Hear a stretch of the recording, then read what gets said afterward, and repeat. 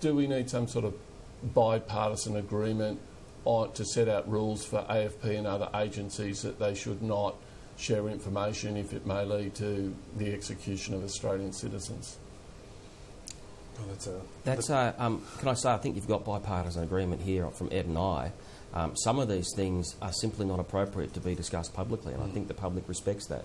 There are some issues with international cooperation, particularly around terrorism, that are not things that are going to be printed in newspapers or when newspapers are no longer printed, put on our iPhones.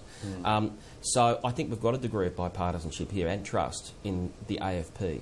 And I'm not sure whether a public discussion along those lines would do a lot to improve or maintain the safety of Australians. But, I mean, it does pose some critical issues. Your question does pose critical issues that I think it would be impossible for us to say that they wouldn't be considered in the course of evaluation about where we head. This is at a personal level, and Scott reflected on this from a personal level with me. I absolutely share the view about the death penalty. I don't believe we should be playing God with people's lives in this way.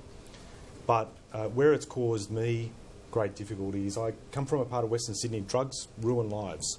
They either end them or ruin them. I cannot hide, and I know a lot of people feel, as what Scott's expressed, the observation of contrition in the people involved, and I understand that. But it's really hard for me because I see it in the streets I walk in, how neighbourhoods have been wrecked by drugs. And having said that, it's no excuse. I do not believe people should lose their life in state-sanctioned activity like this, but it does cause a real problem for me because there was a seeking of profit off the back of people's misery, of families' misery, which makes it really hard for me.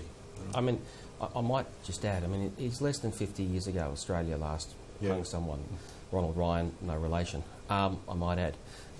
But, so I think we do need to be careful and respect the sovereignty of our neighbours and those other nations we work with and do a lot of good work with in this regard, while at the same time we can strenuously object to what may happen and in principle object to the punishment. And I think that is a balancing act that in this regard I know the opposition and the government have been working very closely together to achieve this objective. And I guess the other thing is too, I mean, just again taking the opportunity to reinforce in the minds of our fellow Australians that not all countries have systems like ours. They will take these type of measures if you engage in the type of behaviour that we're talking about with the Bali Nine.